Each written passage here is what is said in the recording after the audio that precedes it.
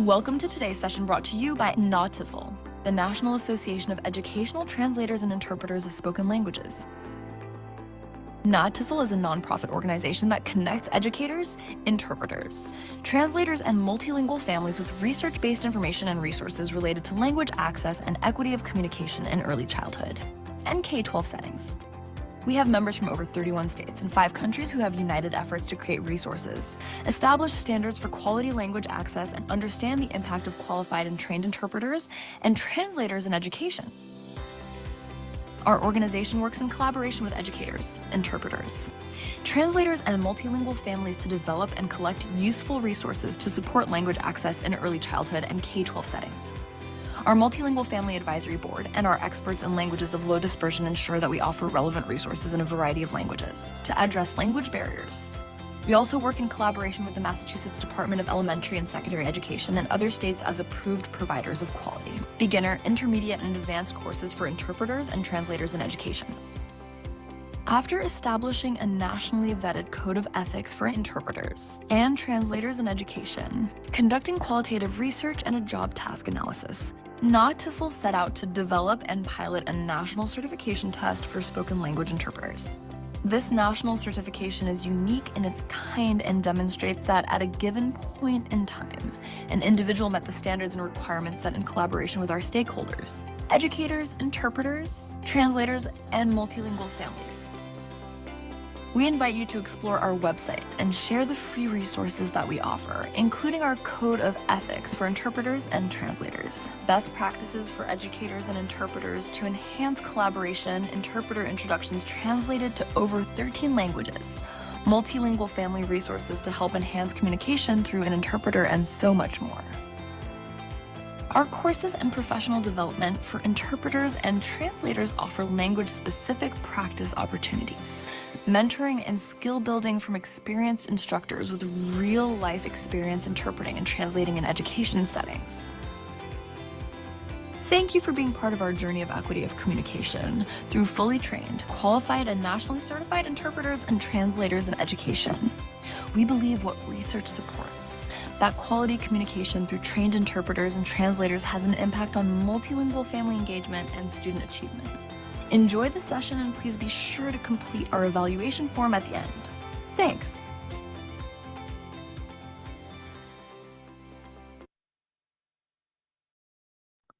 Okay, so that video saves me from talking, but super happy to have you here. Welcome to those of you who just joined us. Feel free to turn on your cameras if you feel comfortable. If not, we totally understand. So I will not take any more of your time. Super happy to have Lauren and Brenda here with us, and they'll introduce themselves and the topic. But it is wonderful to see so many of you being interested in this topic. I know this is the perfect time to be taking care of ourselves a little bit extra. So without further ado, Brenda and Lauren, thank you so much for being here, and I'm happy to learn with you. Thank you, Anna, and thank you, Agostina, and good morning, everyone, or good afternoon, depending on where you're joining us from. My name is Brenda Mallara, and I'm a family engagement specialist for the Louisiana Statewide Family Engagement Center, sponsored by the Center for Literacy and Learning. I am also here with my colleague this morning, Lauren Sisk. There she is. And together we're going to present to you. So our mission at the Center for Literacy and Learning is to advance literacy and learning through evidence-based practices in the classroom, home, and community. And also our vision is for everyone, that everyone is empowered through literacy. Our team consists of our director, Sabrina Marsh, who is also on the webinar this morning, myself, Lakeisha London, and Lauren Sisk. So today's presentation is titled Cultural and Social Considerations in Mental Health, Strategies for Working with Trauma and Mental Health Issues in Multilingual Families. And I know that, like Anna said, right now is a very important moment and time for the work that we do to start considering these different social and cultural considerations in mental health. And most of you on the call today are interpreters and translators in a school setting. and we know what is going on. And because of this, I think this is a very timely webinar, and we hope that you take away a lot of information that can possibly help you in the work that you do. And before that, I'd also like to thank you for the work that you do, because it's very important to be able to assist our families and our children in the school setting, especially when language is a huge barrier. So our objectives for today are to address and integrate the social and cultural factors in the mental health services, making sure that we are inclusive, sensitive, and effective support for the diverse populations. Also, to support our multilingual families that are dealing with trauma and grief by providing resources, strategies, and strategies that promote emotional healing. Also, to facilitate personal growth and deeper understanding among participants through the reflective practices and thought-provoking questioning techniques. Before I continue, I would like to ask you in the chat if you could drop your name, your role, and where you're joining us from. That will give us a little bit of information for the work that we do to see how far we're reaching out, not only on a statewide level, but also a national level. And also, it's interesting to see what roles you are in, and possibly using the information that we're providing to you in your different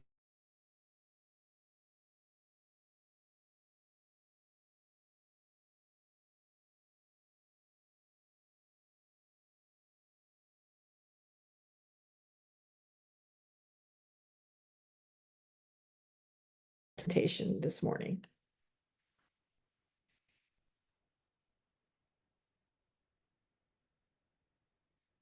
Before we begin, I'd like for you to do this personal reflection.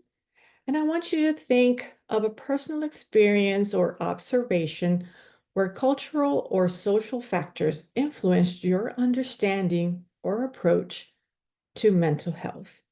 If anyone wants to share out, that's fine. You can open your mic and let us know. If not, it's okay too. You can also use the chat feature to drop in your information or your personal experience. So again, let's think of a personal experience or observation where cultural or social factors influenced your understanding or approach to mental health. We're reflecting on how cultural and social backgrounds shape our perceptions of mental illness.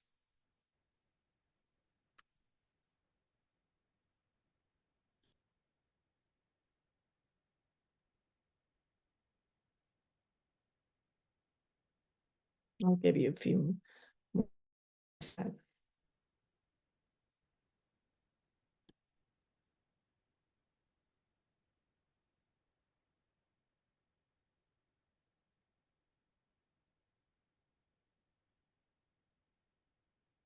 This exercise here is going to help us understand the presentation we have for today.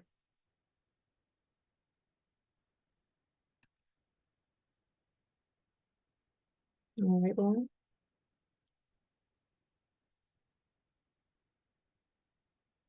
Okay, so think about what you reflected on, and these are the different ways that culture perhaps impact mental health. Cultural stigma, understanding symptoms, community support, and resources. So we're going to look at each different bullet point a little more. So the impacts of cultural stigma, as you know, many interpreters and translators obviously speak more than one language and understand it, and possibly come from different cultures that are not necessarily from the United States. So every culture has a unique way of looking at mental health, and for many, there's always stigmas attached. So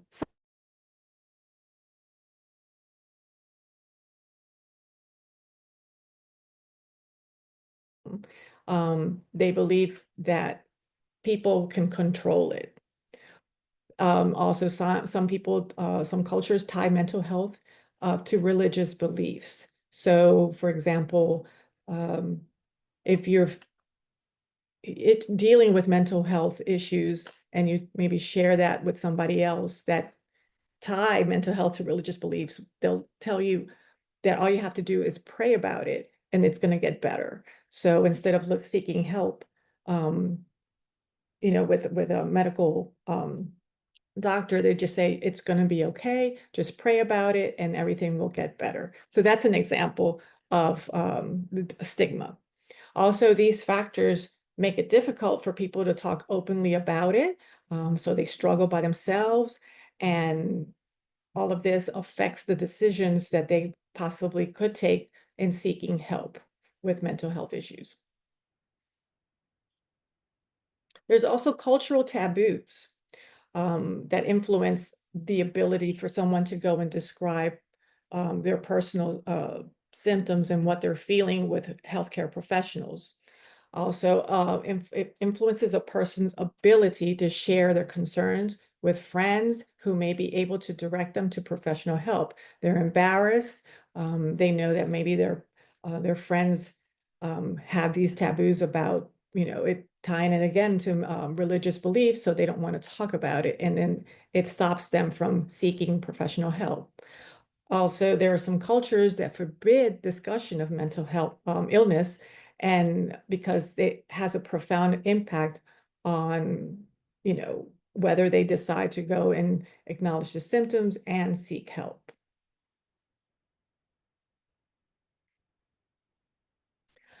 When it comes to community support and cultural sensitivity, there are cultural factors that can determine how much support someone gets from their family and community.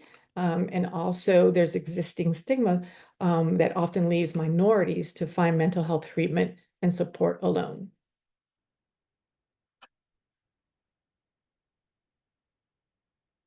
So barriers to finding culturally diverse mental health care, we know they exist, right?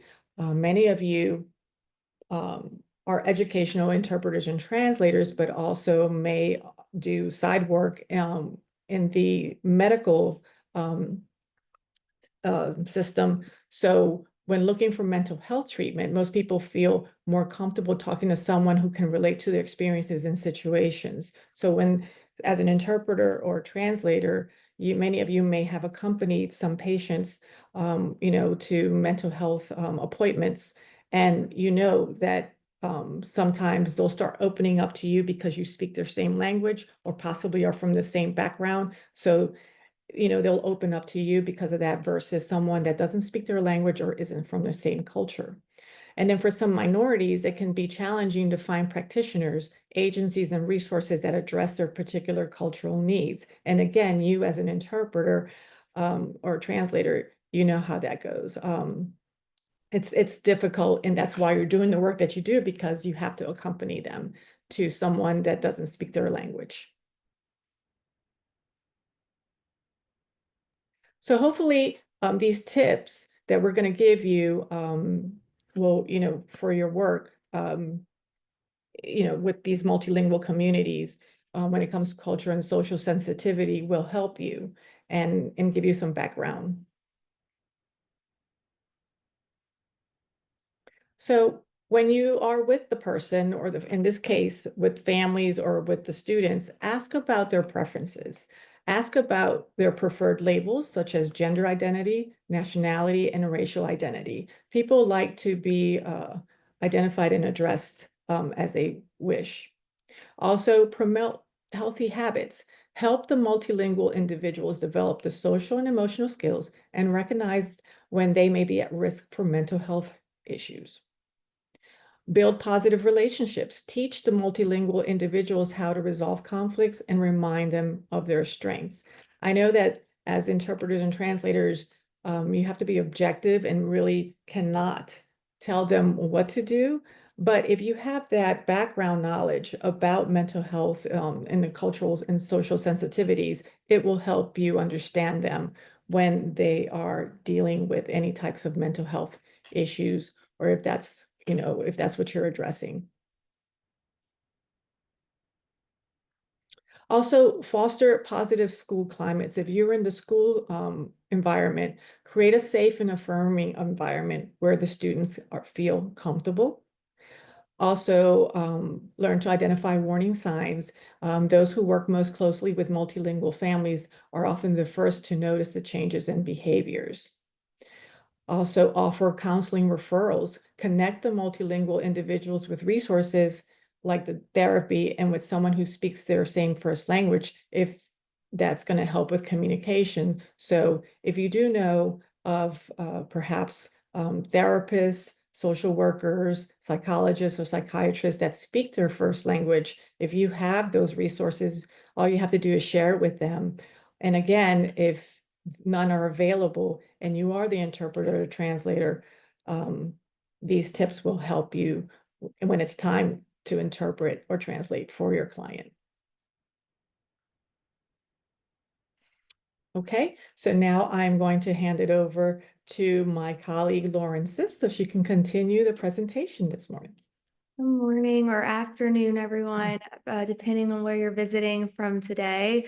So we're going to dive a little bit deeper into supporting trauma and grief in the school environment. I know a lot of our families and a lot of our students are dealing with tremendous trauma and tremendous grief for many different reasons, but in recent social climate, those reasons are more apparent to us.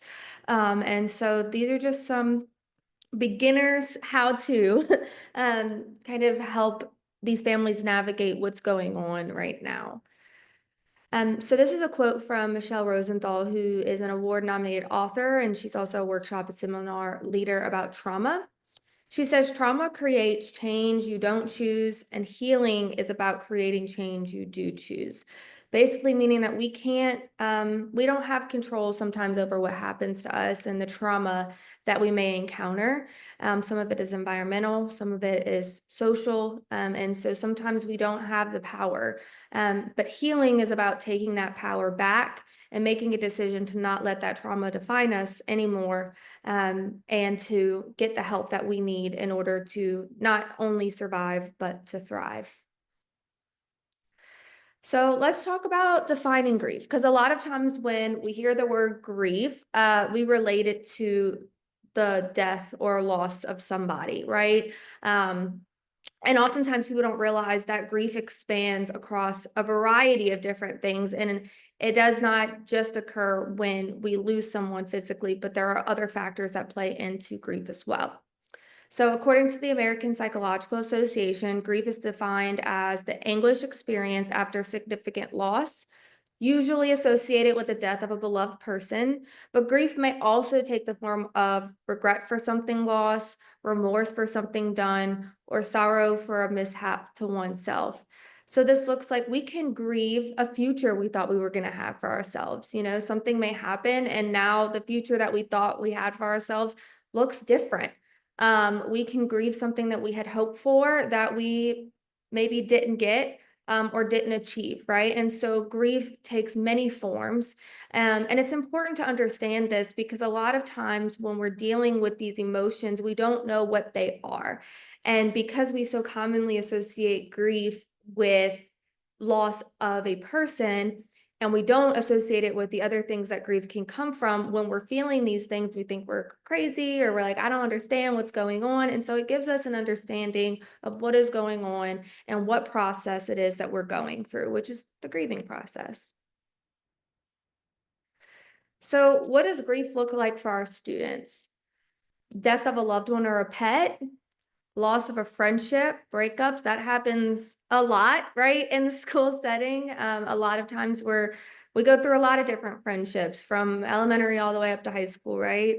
Loss of a home or moving, parental divorce, the grief of what was normalized for them, which was growing up in a two-parent home, and now it's different. Now we have mom's house or we have dad's house or grandma's house and grandpa's house, right?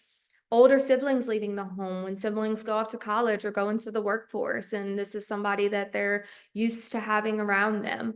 Incarcerated parents, or missed and lost opportunities. For our students, grief can look like they didn't make that team that they really wanted to make. Or maybe they didn't make that grade on that test that they really wanted to make, or they didn't get into that college that they really wanted to get into. Those are all things that they can grieve. So I have a question for you guys, and you can drop it in the chat, you can think it in your head, or you can unmute yourself. But in today's climate, what may be some other reasons our students, specifically our multilingual students, are grieving? And I'll give you just a few minutes or to kind of reflect on that. And if you'd like to share, you're more than welcome to.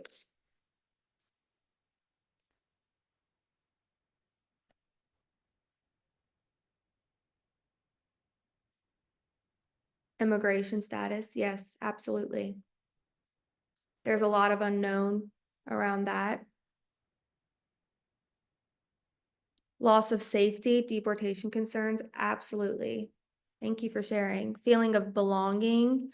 I'm not sure if grief is different from anxiety. So just to expand on that, anxiety can be a symptom of grief. We can be anxious because, I mean, if there's a loss of safety, right? We're not sure, when we walk out of our house every day, if we're going to make it home. There can be anxiety associated with that. And so it definitely can go hand in hand.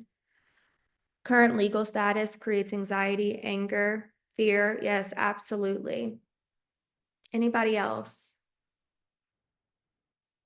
Immigration issues, not feeling accepted, pointed out. Yes, absolutely. Politics. Yeah, probably a lot of people are, grieving, maybe who they preferred to win the election, or they're grieving what they thought their future would look like if the political climate wasn't what it was today. And so definitely are grieving different laws that are being passed that maybe change the course of what they thought their life was going to look like, or the safety or security that they once had. Trusting people, yes, absolutely. Right now, I think it's hard for a lot of people to know who they can and can't trust, right? And we can grieve that because maybe once upon a time we were somebody who was very friendly and very social, and now we have to set a little bit more boundaries between us and other people, and that might be something that's really uncomfortable or disheartening for some people. So for sure. All right, well, thank you guys for your input on that. So here are some factors that impact grief. So religious cultural beliefs about loss and death, previous experiences with loss and death. And the reason why that's in there is because sometimes, and not all the time, right? I never want to overgeneralize something because everybody's experiences are different. But sometimes if we've had a previous experience with loss and or death, when we experience it again, it may or may not be a little bit easier this time because we know what to expect, or we know what we're looking at on the other side. There might be more hope because we're like, hey, I got through it last time, right? So maybe this time I'll get through it too. And that's not to invalidate what they're feeling. But on the flip side, previous experiences with loss and death can be triggers. So it might be something that makes a new loss or a new death feel even heavier, because now I'm experiencing all the feelings from this while remembering the time it happened before and experiencing all the feelings from that as well. Students' perception and understanding of loss and death. Are they really understanding or grasping what's happening? This might look different from a kindergartner to a 11th or 12th grader, right? Their perception of permanence is a lot different. As a high schooler, I can understand the permanence of loss. I can understand the permanence of death. But as a kindergartner, I might say, oh, like I'll see them soon, right? And we might not understand the permanence of that. And so the impact might look differently depending on their perceptions. Previous exposure to trauma, we kind of touched on that a little bit with previous experiences. If I've previously been exposed to trauma, two things can happen. I either A, can know how to better navigate this, and maybe it is a little bit easier for me this time, or B, I'm really triggered by my past traumatic experiences, and so it's making this time heavier, right? Access to mental health care and familial beliefs about mental health. A lot of times it's really helpful to navigate these things with the proper supports, but there are barriers to that. Do we have access to mental health care? Do we have the resources? Do we have transportation to get there? Is there any mental health care professionals in our area that speak the same language as us, right? To where we can have those meaningful conversations. Do our families say, kind of what Brenda was saying earlier, pray about it, right? And kind of sweep under the rug what's going on. Does it feel really lonely and isolating because I feel like I can't open up to people about what I'm going through because people might have this stigma about it, right? And so all of those different things impact how these young people are grieving. And supportive adults in the household and school environments. A lot of times the school is where they have their only supportive adult. Not to say always, but a lot of the times the connections that these youth are having in school with interpreters or with their paraprofessionals or their teachers or their coaches, those can be some of the only supportive adults in their life that they feel like they can talk to. And having a supportive adult has been, backed up by some research that even just one supportive adult in the home or in the school environment can improve mental health outcomes. So trauma for adolescents, and trauma and grief can go hand in hand. Whereas most grief can be associated as a trauma, but not all traumas do we grieve, right?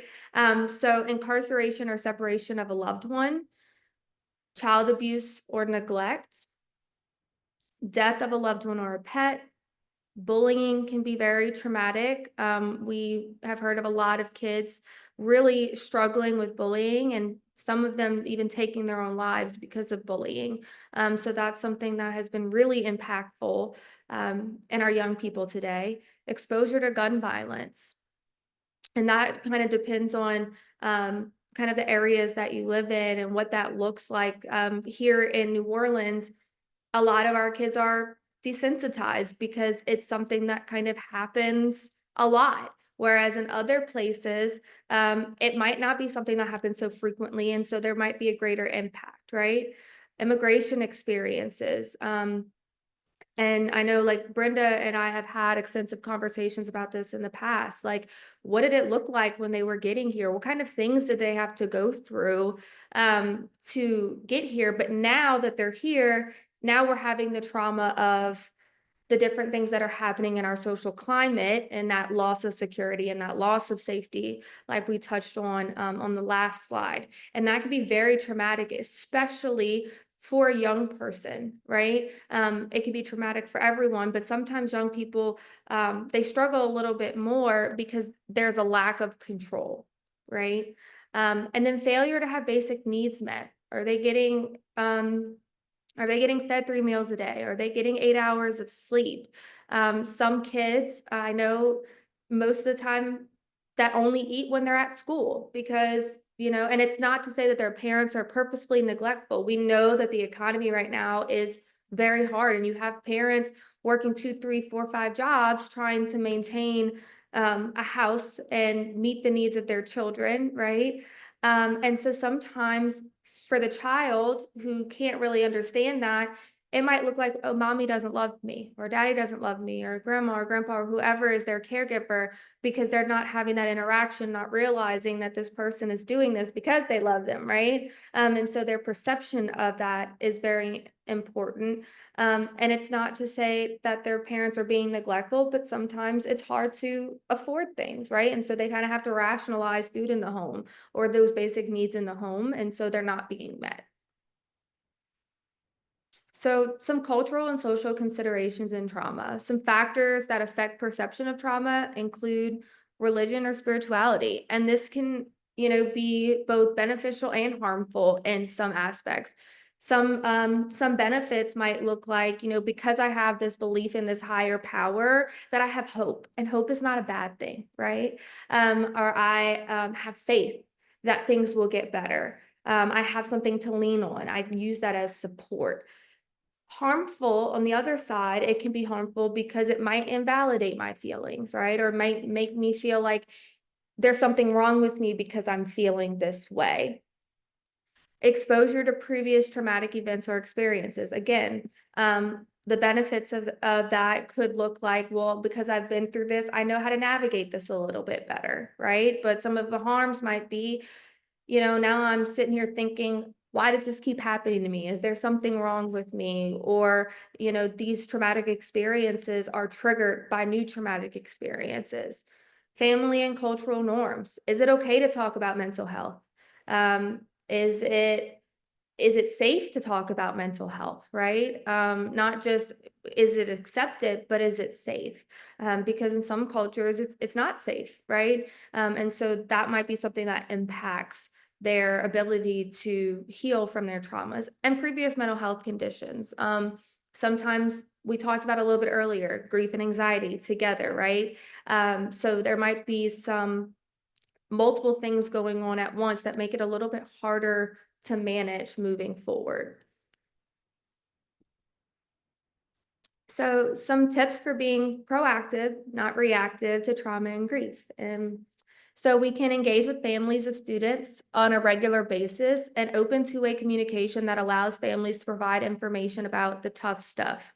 Sometimes families don't feel welcome to share that information, but that information can be so helpful. For example, if you have a child who is going through maybe a hard breakup or a friendship breakup or their pet passed away, right? And being able to just tell the teacher, hey, they need a little extra TLC today. They're kind of going through something really rough. And they just might need a little bit of extra care and compassion can be really helpful for the family, the teacher, and the student, because now we're all on the same page that this child is not acting this way for no reason, but there's something else going on. So opening that communication early on is really important so families feel welcome to discuss when there are concerns, but also so that when, from the education side, we bring up these concerns, they're open to hearing them, right? They're not just shutting us down. Creating positive school environments where students feel safe to and are encouraged to speak about their experiences and feelings. So maybe they don't have that atmosphere at home where they feel safe and are encouraged to speak about their experiences and their feelings, but we can create that for them in the school environment so that they at least have that outlet in the school environment. Being mindful and inclusive of students with non-traditional households when facilitating events and activities. A point about this would be we also want to make sure that we're not being judgmental or we're not dismissing their cultural or religious beliefs, right? But finding ways to incorporate because we don't want to be dismissive because this is a part of their identity as well. And so we want to validate that while also at the same time encouraging the proper help or help that maybe looks different for them. It might look different from them. Maybe, going to see a faith-based leader is support for them rather than going see a mental health professional. And so just kind of being mindful of those things and incorporating them rather than invalidating them. Be aware about what is going on in the community and address it with students and families rather than ignore it. When things happen, a lot of times we kind of don't talk about it because we don't want to give people ideas or we don't want to put things into their heads that aren't already there. But the truth is that social media exists, and most of these youth and their families are somewhat, if not fully, aware of what's going on.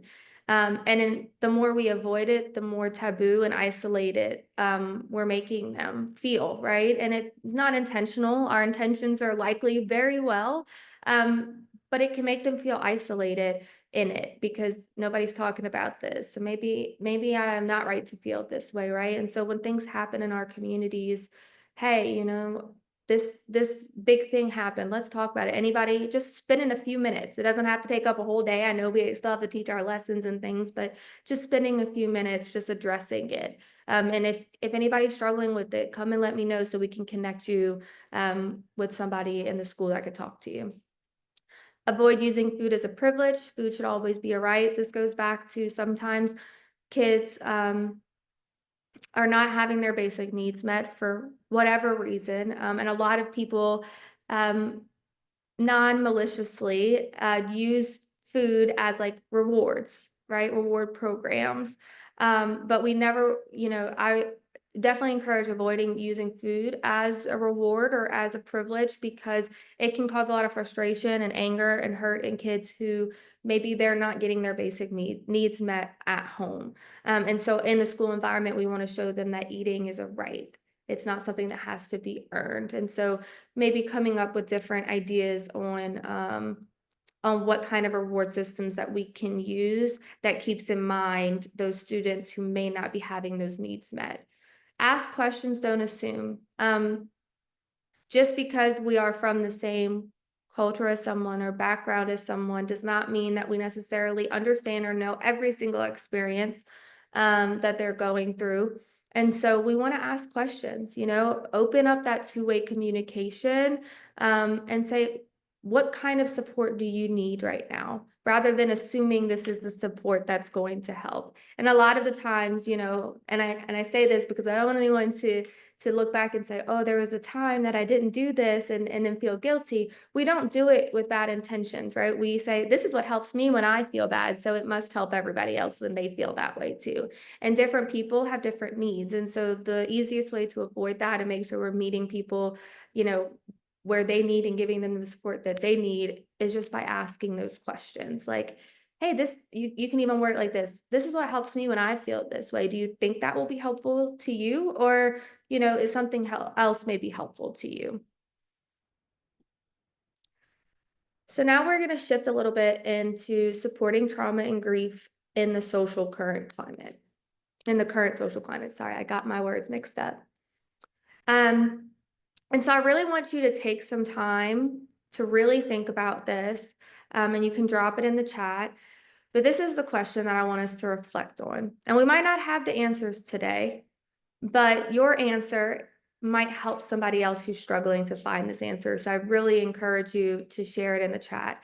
How can I, as someone who works with multilingual families, create a sense of trust and safety for multilingual families who may be feeling fear or uncertainty due to the current social and political climate in the US?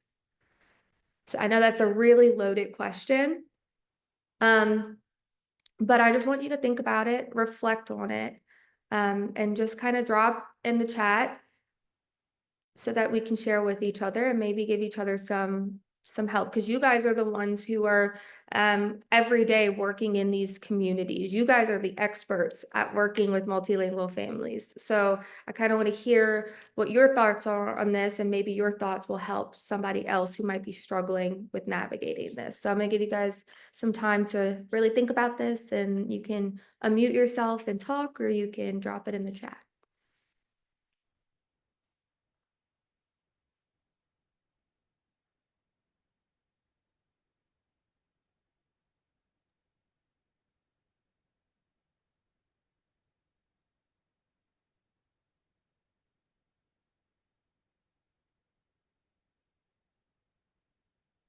We have practiced self-care. As interpreters, we absorb so much and often don't talk about it. Yes, and we actually will get to self-care at the end of this presentation. Educate myself on different cultures to allow myself to be more approachable and understanding. Beautiful, yes. Creating positive environments like smiling, saying good morning, how's your day? Something so simple, right? Just to create that belonging that a lot of multilingual families are not feeling right now, right? I try to purposefully smile. Yes.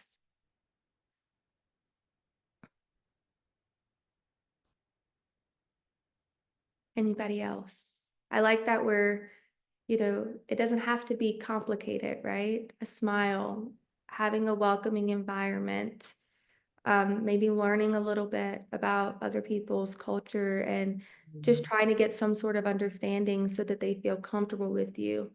It doesn't have to be these big things, right? Something small can make an impact and make a difference. Give you guys another minute or two to reflect on this and see if anybody else has any thoughts before we move forward.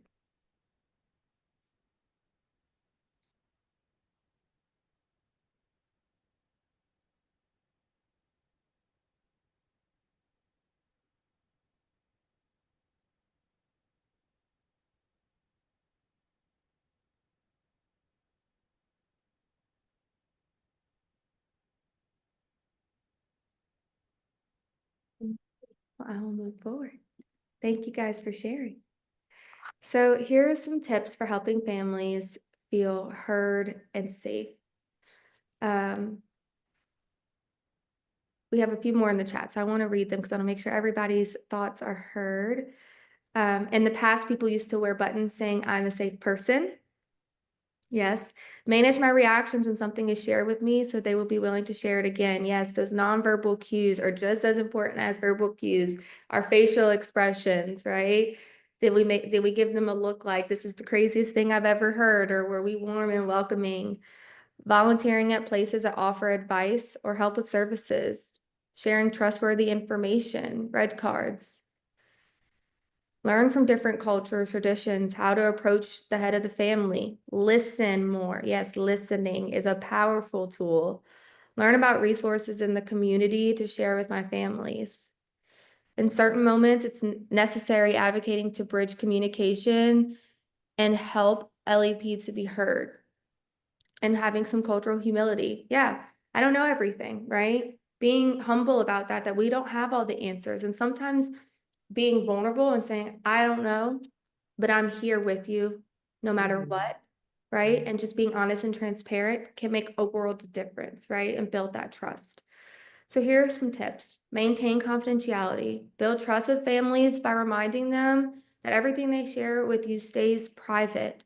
A lot of families are fearful of what they're sharing right now and with whom. We talked about that earlier, like trust is broken because there's a lot of uncertainty, and that feeling of safety and security is dwindling, right? As the days go on and there's not a lot of transparency. And so be that person that they can trust.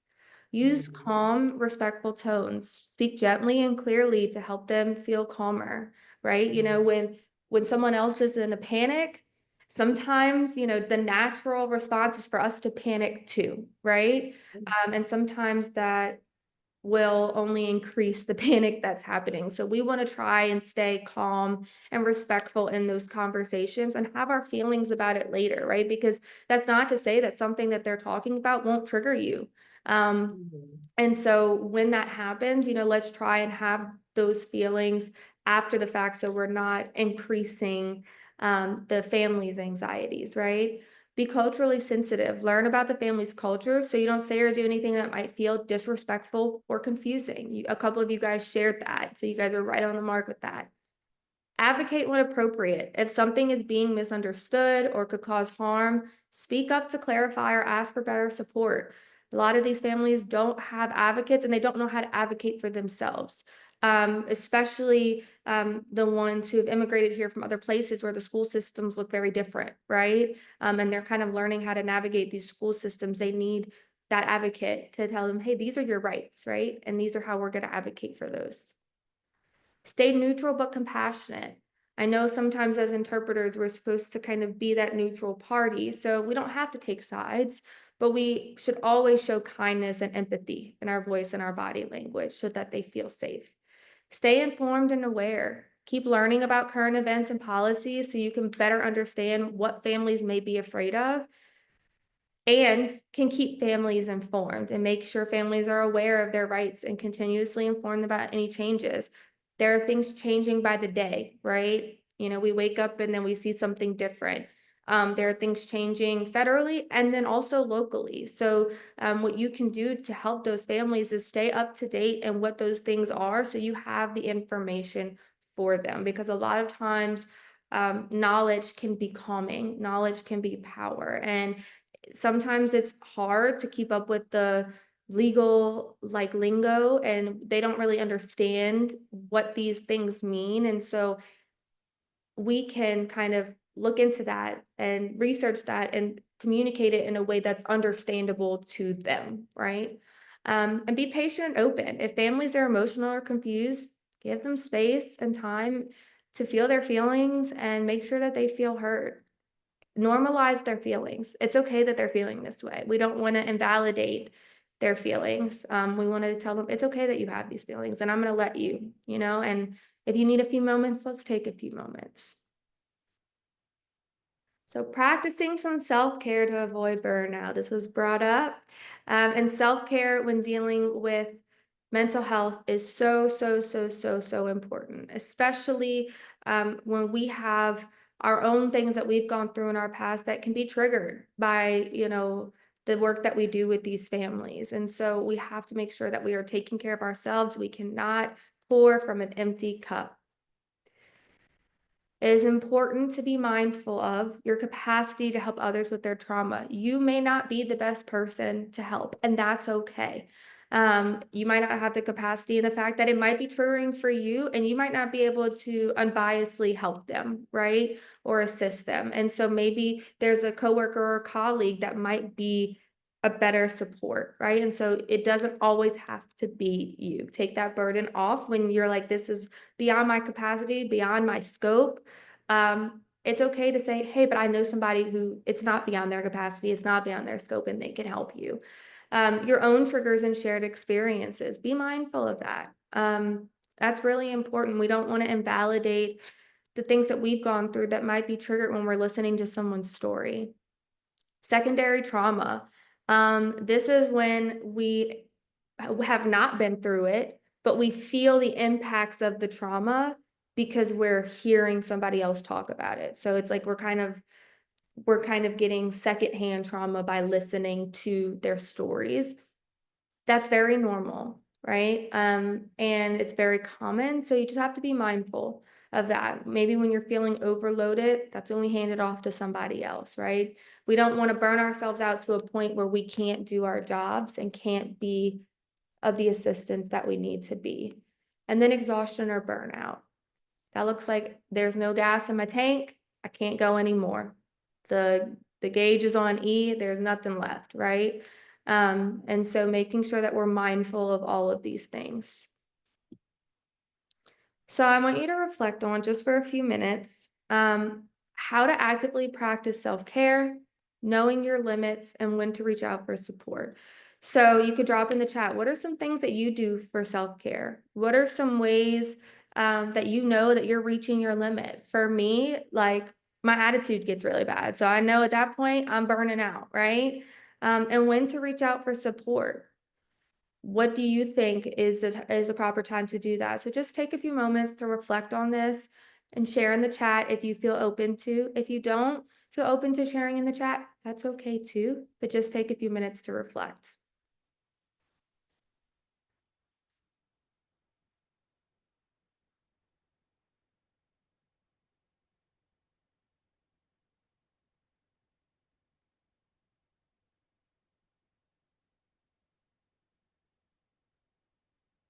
All right, somebody said dance. Yes, we love that outlet.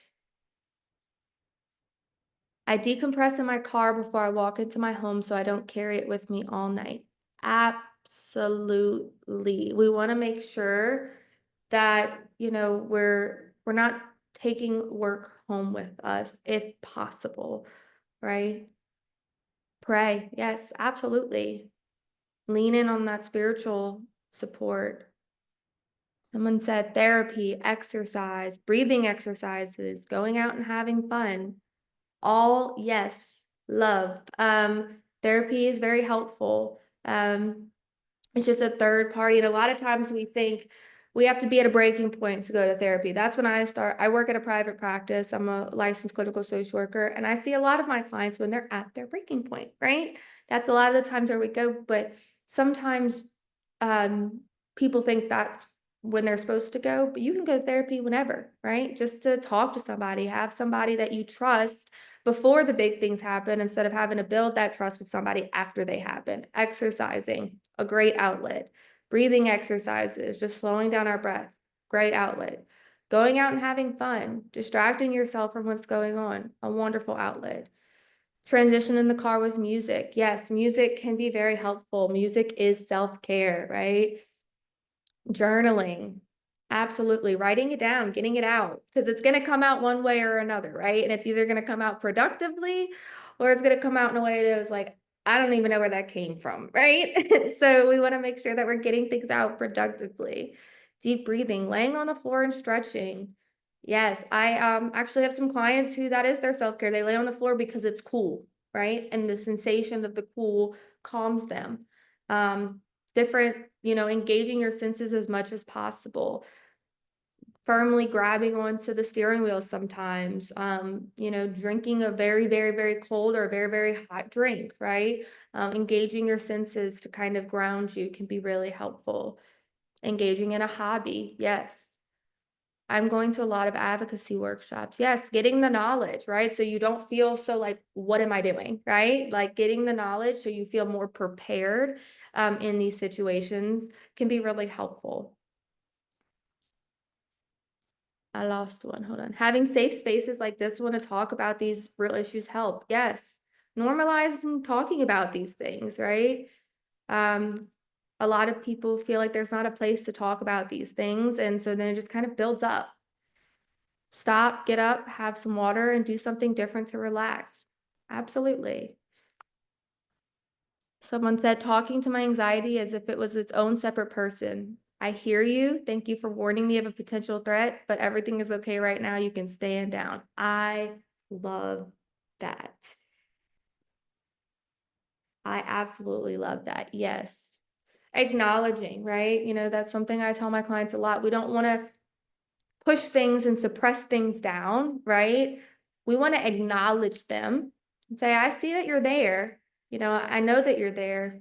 And at the same time, I'm not going to let you have that power or control over me, right? I absolutely do love this. Somebody else said that they love that. I absolutely love that as well.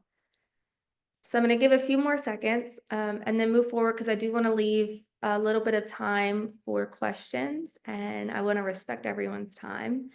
So I'll give a few more seconds for anyone who might want to share, but continue to reflect on this throughout your week and, come up with a self-care plan. What are some easy things I can go to when I'm feeling overwhelmed? Write it down because a lot of times when we're feeling overwhelmed, that's not the time for us to be trying to come up with what is our self-care plan, right? Because our brain is like in a million places and it's not the most logical. We're really emotional. We might be having anxiety, all of those things. And so coming up, being proactive with the self-care plan. So when these things happen, you can pull it up. Maybe it's in a note app on your phone. Maybe it's in something that you keep in your wallet, right? But you could just take it out and say, okay, here's my list of things that help me feel better. Let me pick one.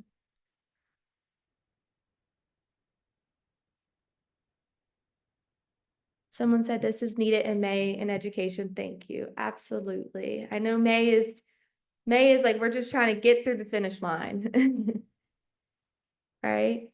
So we're going to continue on. So I want to share a few things and then we'll open up the floor for any questions. This is our website. You can scan the QR code or go to lasfbc.org. We have both educator and family resources that are free and they are already translated. So all of our family resources we have available in Spanish, in Arabic, Chinese, and Vietnamese, I believe. I'm not leaving anything out.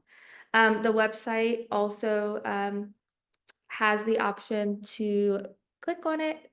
There's a little button at the top with a flag and you can click on it and change the language in which you read the website. So if you want to share with families, it is accessible in that way. So I'll give you a second just to either write this down or scan this.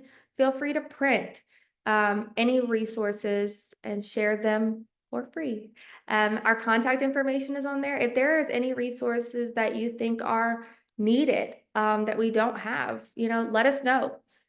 We are open to suggestions. You guys are the ones working with these families day in and day out. You're the experts on the needs that are happening right now. And so if there's something that you're like, I think this could be really beneficial, shoot us an email.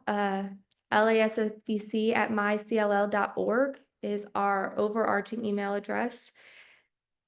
And then all of our email addresses are our first name at mycll.org. So it would be Lauren@mycll.org, Sabrina@mycll.org, Brenda@mycll.org, and Lakeisha@mycll.org. So I'm going to lead this up for a second. We ask that everybody completes our survey. It's really helpful for us because we want to make sure that we are giving you guys what you need, right? Kind of what I said earlier. Don't assume, ask. So here we are asking to see what has been helpful, what could we improve to make sure that you guys are getting the best quality and the information that you need that you can use. And so here's our survey here. I'll leave this up for a second and I will open the floor to any questions that we might have.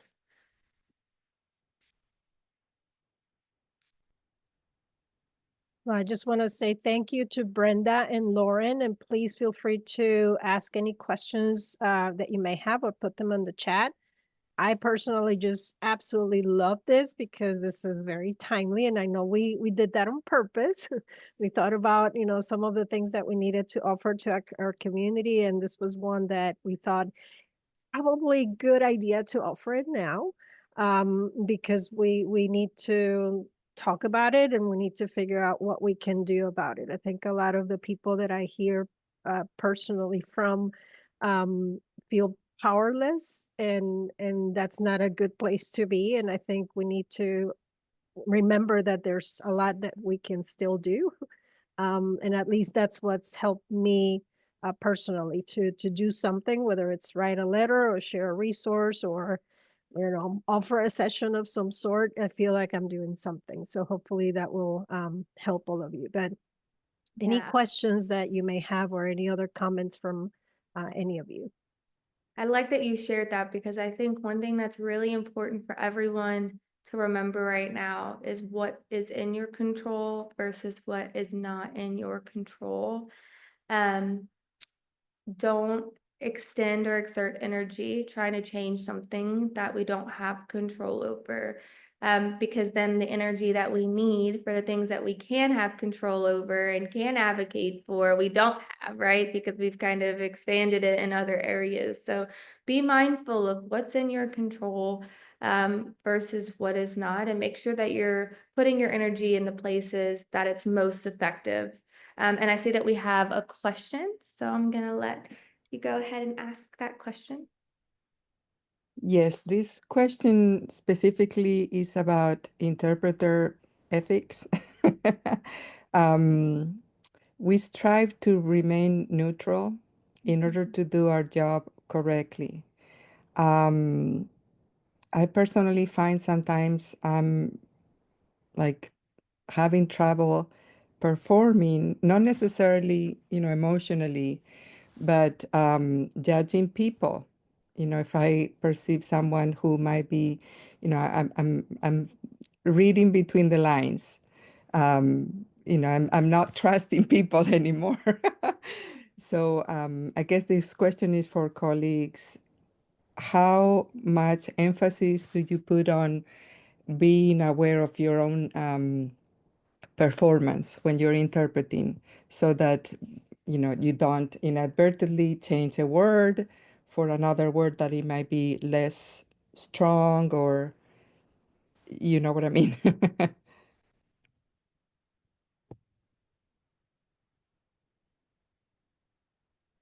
Any interpreters out there who want to address that question? I think that's a super valid question.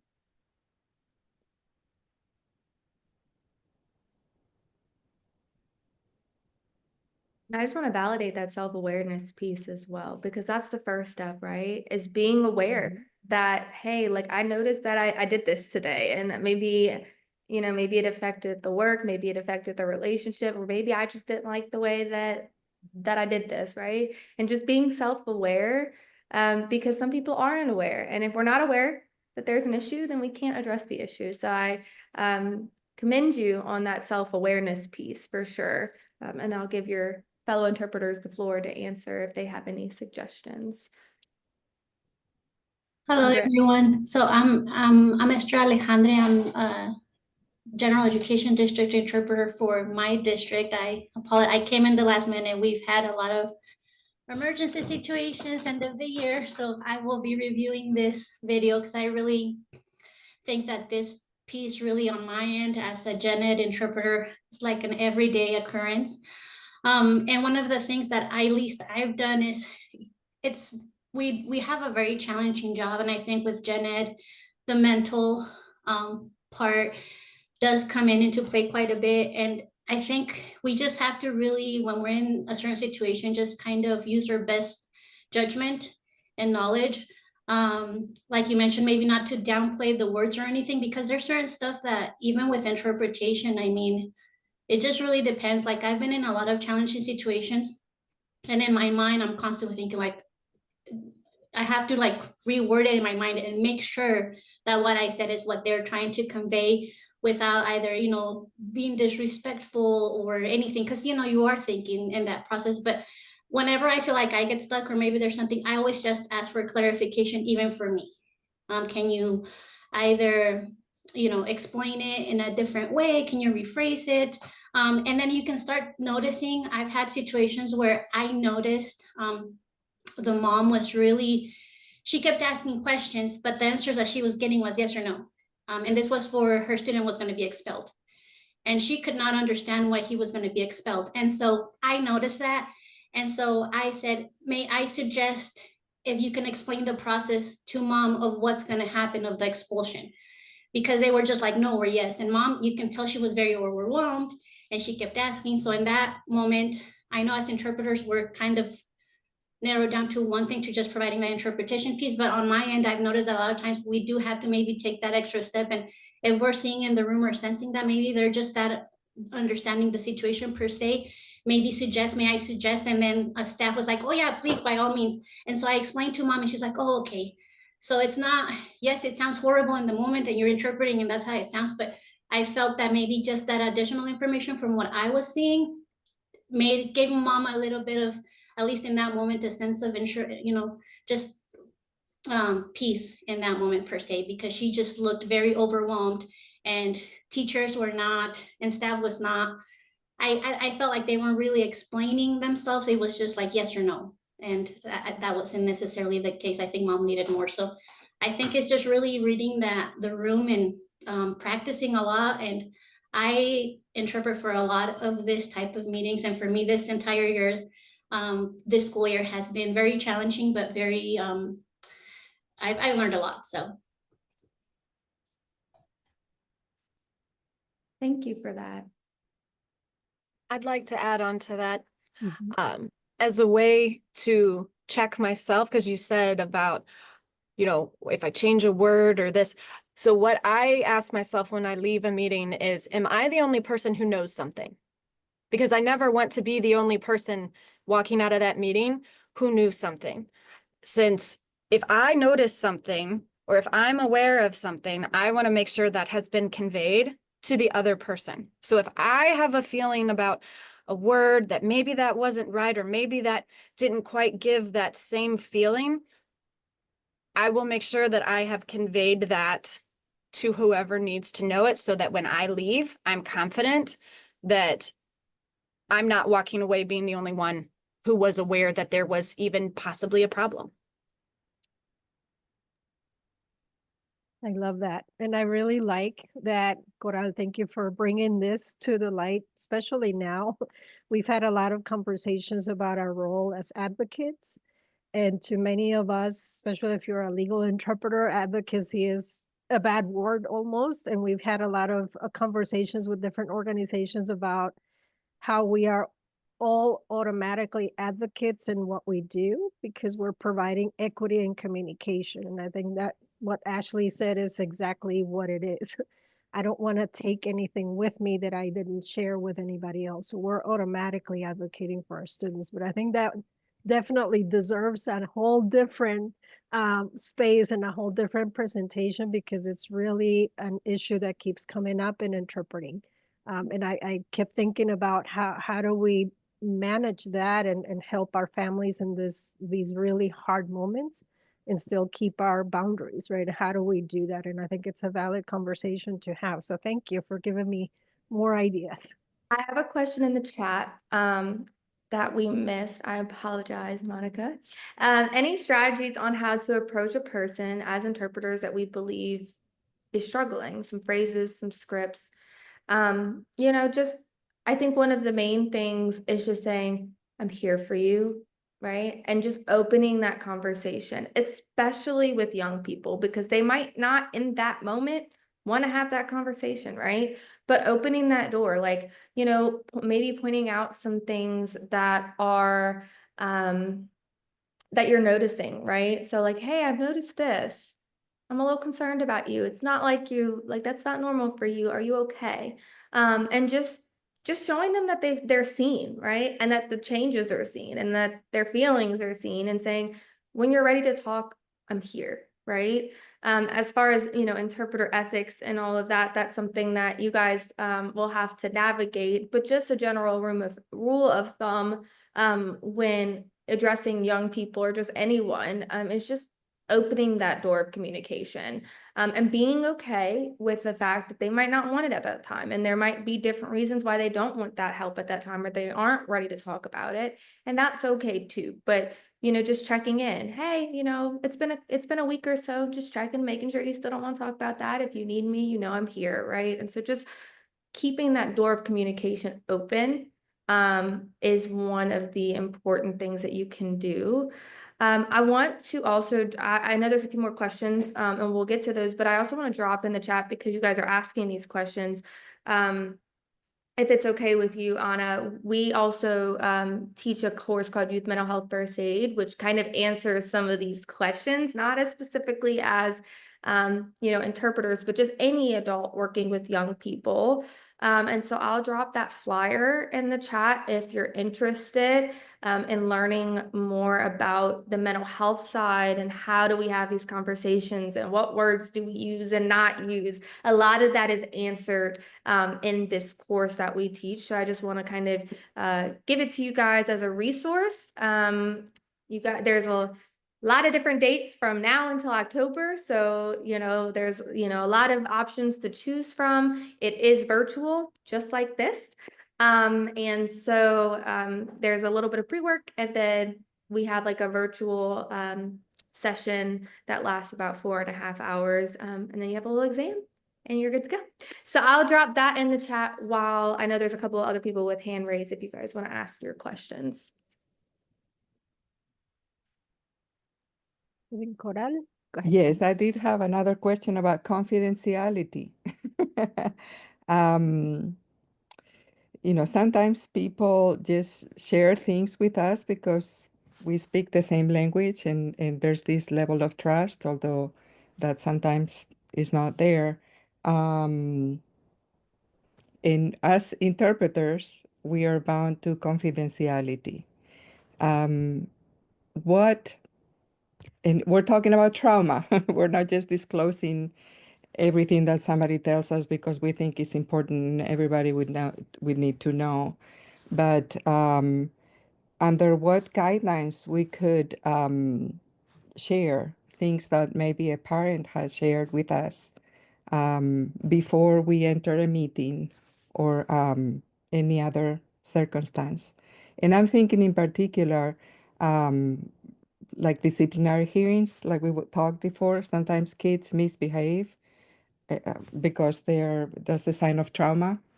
And teachers not always are aware of everything that is going on in the family. So what would be a good way to bring it up without giving away confidential information?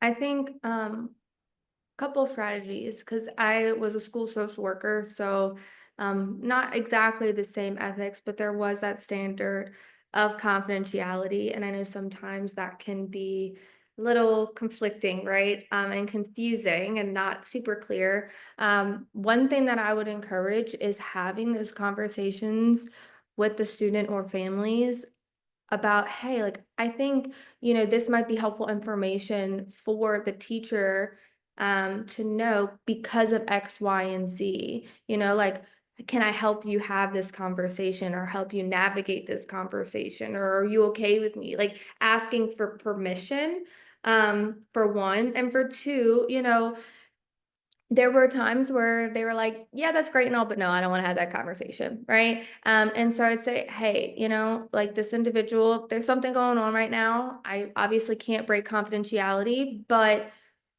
just show them a little bit of grace, right? And just kind of like giving them that hint that like not everything is right now, and there's some things that this person's navigating. You don't have to tell them the exact circumstances or the exact thing that they're going through, but just giving a brief, hey, they're going through something right now, you know, just be mindful, show some grace.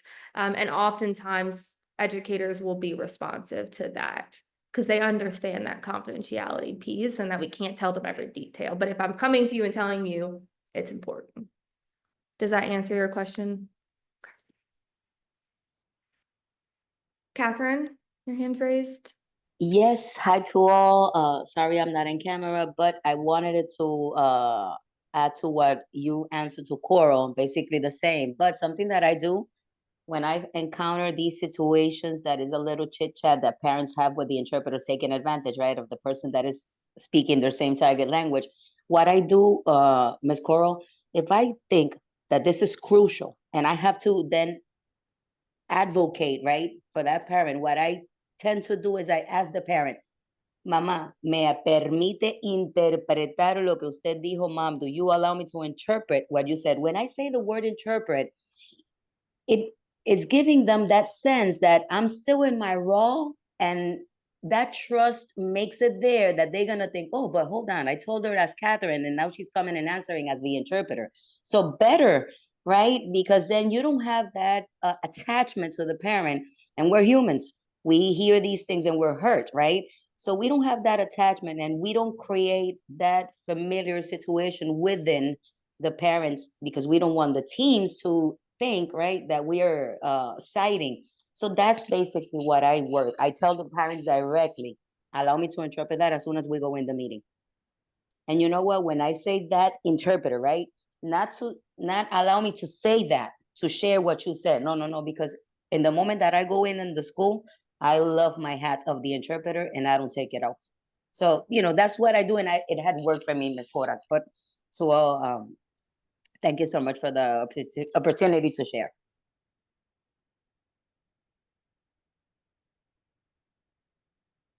Anything else? I know we went a little over and I want to respect time and let you guys get on with your day. Anna dropped something in the You work in Louisiana. Do you know of any counterparts in other states?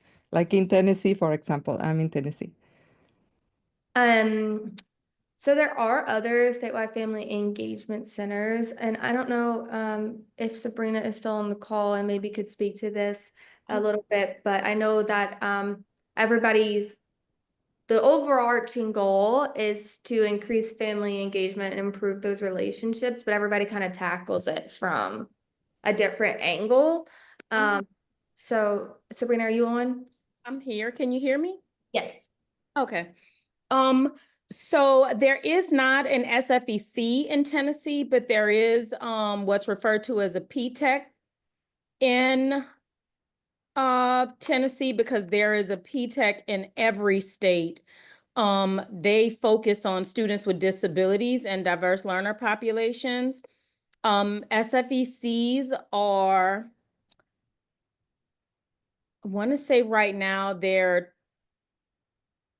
13, but if you share your email address in the chat, I can email you the list of SFECs, and that way you can also not only look at our website and our web resources, you'll be able to look at the others as well and see what they have there. And I'll send you the information for the PTECs as well. Thank you. And you're welcome to also send that to us. We're going to send everybody a certificate of attendance. Okay. And a list of resources as well. We're also doing a lot of partnership with the Federation of Special Education Students in Massachusetts. And they also have quite a bit of a reach with parent engagement and family engagement organizations. So we're hoping to increase the resources and also share more resources. That's the whole idea of doing this, is to share what we have instead of just keeping it in our website. So we're hoping to be able to do that. So we'll definitely do that. And Tanya, you're in Beaufort, South Carolina? I think we have a few actually from Yes. Beaufort, South From Carolina. Beaufort? Okay, I'm from Savannah, Georgia. My mother lives in Pooler, so not too far. We shop in Beaufort all the time. Oh, wow. Look at that. See, neighbors. Awesome. Right. One more thing that I want to mention, this is our contact information, our website, and then the website of our overarching foundation, but this is a 4-part series. And so we will be back. I believe Brenda is better with the dates than me. I believe it's June 4th. We will be back with a presentation about diverse learners. So we're kind of touching on some of those students with exceptionalities and navigating that process in our next presentation. So we hope to see you guys here again. We look forward to seeing you guys here again. And we thank you so much for being with us this morning. We appreciate it. Augustina dropped it in the chat. They already have the Eventbrite for it. We Oh, do. wow. We are, You're on I mean, top of I'm it. telling you. Thank you love to see. both. Here it Yes, is. there it is. See, we got it. So thank you, Brenda and Lauren and the whole team for sure. We'll also be sharing some information about our regional conferences. So we have one conference coming up that will be virtual. That's going to be July 19th. And then we're going to have 2 in-person conferences so we can actually meet each other finally. One is going to be in Colorado, August 2nd. Right, Agostina? I think I have the dates right. And then the other one is going to be in Massachusetts. It's going to be October 19th. So we're going to send you, and look at that, Agostina, you're just amazing. I just love this team.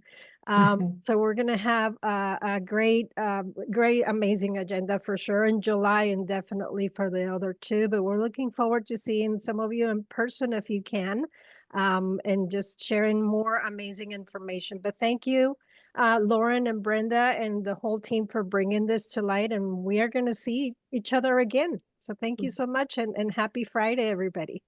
Thank you to you, Anna and Agustina, for the opportunity. Thank you to everyone that joined us today. We really enjoyed this presentation. We'll bring it to you, and hopefully you are going to walk away with some tips and information that perhaps is going to be very, very helpful in the work that you do. And again, thank you for everything that you do, because your work is so important in our educational settings. Yes, thank you guys so much. And if any questions come up, please feel free to contact us. We are willing to work through those questions with you. And even if we don't have the answer, we'll find the answer together. And so if anything comes up, you have any questions about anything or have any suggestions about some resources that you think might be helpful, please, please, please let us know. We are very open to that. In fact, we encourage it because it helps us to know what the needs are and to better serve those needs. So please feel free to contact us at any time. And then I'll let Sabrina, our director, close us out.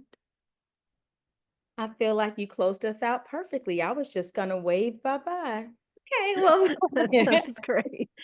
Thank you all very much. And we will share lots of resources on the follow-up email. So have a wonderful Friday and happy weekend, everybody. We'll see you soon. Thank you. Bye. Thank you. Bye.